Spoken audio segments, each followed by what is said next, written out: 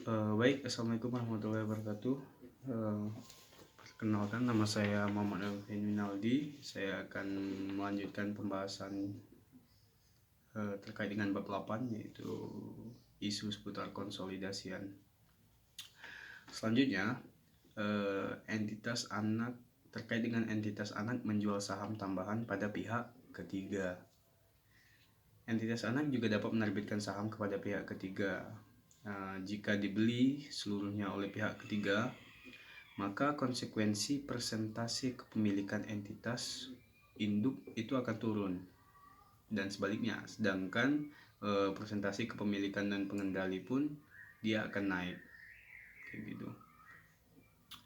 Secara substansi, akibatnya kepemilikan entitas induk itu bisa hilang ataupun masih tetap ada karena penurunan kepemilikan entitas induk tadi. Oke. Itu untuk entitas anak menjual saham tambahan pada pihak ketiga. Kemudian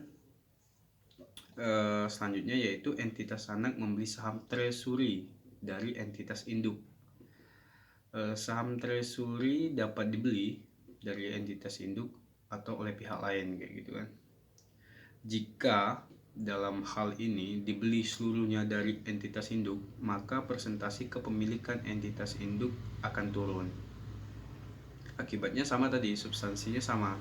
Kepemilikan entitas induk bisa hilang atau ada karena penurunan kepemilikan dari entitas induk. Kemudian kita lanjut lagi masuk ke yang ketiga, entitas anak membeli saham treasury dari pihak ketiga. Dalam hal ini, jika dibeli seluruhnya dari pihak ketiga, maka persentase kepemilikan entitas induk akan naik, sedangkan persentase kepemilikan non pengendali akan turun. Akibatnya substansinya pengendalian tetap nggak berpengaruh ya, karena meningkatnya kepemilikan entitas induk. Oke, selanjutnya akuisisi pada periode interim. Akuisisi pada periode interim memiliki dampak pada penyusunan laporan keuangan. Dalam hal ini, pada akuisisi periode interim, nilai ekuitas entitas anak disesuaikan dan dinilai pada saat tanggal dia mengakuisisi, kayak gitu. Itu untuk yang terkait dengan akuisisi pada periode interim. Jadi dia itu menyesuaikan dan dinilai pada saat tanggal diakuisisi. Selanjutnya kita akan masuk ke dalam isu konsolidasi lainnya terkait dengan ini, yaitu yang pertama, saham preferen entitas anak. Jika entitas anak memiliki saham preferen yang dimiliki oleh kepentingan dan pengendali dan diklasifikasikan sebagai ekuitas, maka itu dieliminasi terhadap kepentingan non pengendali. Dalam hal ini, pemegang saham preferen tidak memiliki hak suara dalam RUPS. Jadi pemegang saham preferen dia tidak memiliki hak suara dalam RUPS, apa biasa yang kita kenal dengan rapat umum pemegang saham. Jadi dia tidak ada hak suara, sehingga ketika dia tidak ada hak suara, maka dia diklasifikasikan sebagai kepentingan non pengendali. Dalam hal ini, menurut PSAK 65 tahun 2014, jika terdapat saham preferen dalam komponen ekuitas anak, maka entitas induk harus menghitung bagiannya atas laba atau rugi entitas anak setelah penyesuaian untuk dividen atas saham preferen tersebut. Selanjutnya kita akan masuk ke dalam dividen saham entitas anak. Jadi dividen itu bukan saja diumumkan berkaitan dengan kas, ada juga yang lain, yaitu salah satunya bentuk saham. Itu juga termasuk bentuk saham, biasa disebut itu saham bonus. Jika entitas anak mengumumkan dividen, pada saat dia mengumumkan dividen saham, nilai tercatat investasi di entitas induk tidak berubah karena tidak terdapat perubahan substansi ekonomi atas dividen saham tersebut. Adapun beberapa dampak atas dividen saham oleh entitas anak terhadap laporan keuangan konsolidasian. Yang pertama itu mengeliminasi seluruh dividen oleh entitas anak. Kemudian itu juga termasuk dalam dividen saham ya. Kemudian mengeliminasi seluruh saham dan tambahan modal di store.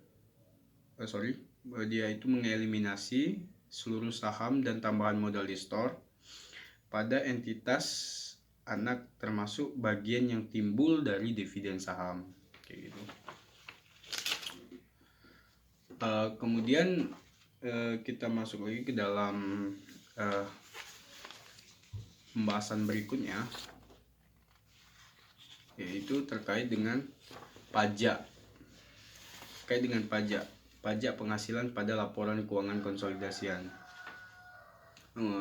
Kalau pajak itu kita bicara tentang peraturan pemerintah, itu terkait dengan peraturan pemerintah, peraturan perpajakan. Itu pajak itu yang bersifat menarik dari perorangan maupun badan yang legal, yang memiliki nomor pokok wajib pajak atau yang biasa kita kenal dengan NPWP kayak gitu kan.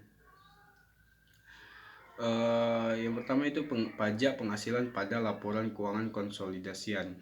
Menurut PSAK, ini berdasarkan aturan PSAK 46 revisi tahun 2013, pajak penghasilan hanya mengatur perlakuan akuntansi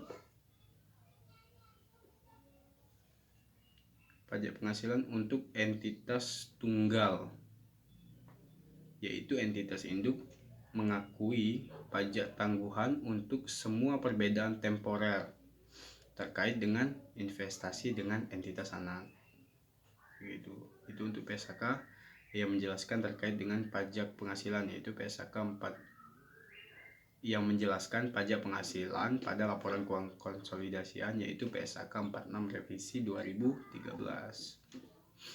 Oke, baik, kita masuk lagi pada pembahasan selanjutnya, yaitu terkait dengan laba bersaham konsolidasian. Berdasarkan PSAK ya, berdasarkan PSAK revisi PSAK 56 revisi 2010, laba per saham atau laba per share, laba per saham atau LPS, konsolidasian masih mengacu pada prinsip-prinsip perhitungan LPS atau entitas tunggal. Perbedaan utama adalah dalam perhitungan LPS, konsolidasian dilakukan dalam 2 tahap, yaitu pada tingkat anak dan dilanjutkan pada tingkat konsolidasian. Jika terdapat efek berpotensi saham biasa baik pada entitas anak ataupun entitas induk memiliki efek dilusi ya, maka LPS dilusian dihitung pada tingkat entitas anak ataupun konsolidasian. Nilai LPS dasar dan dilusian pada entitas anak akan digunakan dalam perhitungan LPS dasar dan dilusian pada tingkat konsolidasian. Itu untuk laba per saham konsolidasian berdasarkan PSAK 56 tahun 2010. Kemudian kita masuk pada pembahasan lanjutannya, yaitu perubahan dalam bagian kepemilikan entitas induk yang menyebabkan perolehan pengendalian. Yang pertama itu penambahan kepemilikan dari tanpa pengaruh menjadi pengendalian. Jadi penambahan kepemilikan dari tanpa pengaruh menjadi pengendalian, dari tanpa pengaruh menjadi pengendalian. Entitas induk dapat memperoleh pengendalian atas entitas anak melalui beberapa tahap. Misal, pada tahap awal investor, entitas induk mengakuisisi saham perusahaan anak sebesar 15%. Kemudian lanjut untuk periode berikutnya dia mengakuisisi 15%. 15% ini dia tidak ada titik tidak ada titik pengendalian ya, masih di bawah 50%. Jadi untuk titik dia bisa mengendalikan itu di atas 50%. Nah, jadi kita balik lagi ketika dia misal pada tahapan awal dia mengakuisisi itu 15%, kemudian di tahap kedua dia mengakuisisi kembali sebesar 60%. Jadi dia udah mengakuisisi 60%, sehingga dia sudah menjadi pengendali. Dia sudah berpengaruh pada perusahaan entitas anak tersebut. Jadi entitas induk dia memiliki pengendalian kayak gitu. Itu untuk penambahan kepemilikan tanpa pengaruh menjadi pengendali. Yang tanpa pengaruhnya tadi di 15% menjadi pengendalinya di 60% di tahap kedua gitu. Itu tahap-tahapnya. Kemudian penambahan kepemilikan dari pengaruh signifikan menjadi pengendalian. Akuisisi bertahap juga dapat terjadi ketika entitas induk memiliki pengaruh signifikan dan mengakuisisi tambahan kepemilikan sehingga memperoleh pengendalian. Hampir sama seperti yang saya jelaskan tadi. Kemudian kita langsung masuk di perubahan dalam bagian kepemilikan entitas induk yang menyebabkan hilangnya pengendalian. Ya, bisa juga perubahannya itu disebabkan oleh hilangnya, yang menyebabkan yaitu hilang pengendalian. Berkurangnya kepemilikan dari pengendalian menjadi tanpa pengaruh. Dari kalau tadi dari yang yang memiliki pengaruh menjadi pengendalian, yang sekarang dari pengendalian yang menjadi tanpa pengaruh kayak gitu. Entitas induk dapat kehilangan pengendalian atas entitas anak melalui beberapa sebab. Salah satunya adalah menjual sebagian kepemilikan atas entitas anak yang telah diakuisisinya tadi. Bukan diakuisisi ya, dibeli sahamnya ya, dibeli saham ya, sama aja. Misalnya investor, dia memiliki mayoritas saham entitas anak 85%, sehingga investor atau entitas induk memiliki pengendalian atas investi atau entitas anak. Selanjutnya, investor menjual sebagian saham atas investi entitas anak sehingga menjadi dari 85% menjadi 20%, sehingga dia tidak lagi menjadi tidak memiliki pengendalian terhadap entitas anak tersebut. Jadi dia tanpa pengaruh kayak gitu. Itu untuk yang perubahan dalam bagian kepemilikan entitas induk yang menyebabkan hilangnya pengendalian. Kemudian yang terakhir, berkurangnya kepemilikan dari pengendalian menjadi pengaruh signifikan. Berkurangnya kepemilikan dari pengendalian menjadi pengaruh signifikan. Jika pengendalian entitas induk hilang namun masih memiliki pengaruh signifikan atas entitas anak, perlakuan akuntansinya sama dengan pembahasan sebelumnya, sama yang telah saya jelaskan tadi. Entitas induk mengakui setiap sisa investasi pada entitas anak terdahulu pada nilai wajar pada tanggal hilangnya pengendalian. Mungkin itu saja yang dapat saya sampaikan terkait dengan penjelasan di bab 8 terkait dengan isu seputar konsolidasian. Apabila ada yang salah saya mohon maaf, dan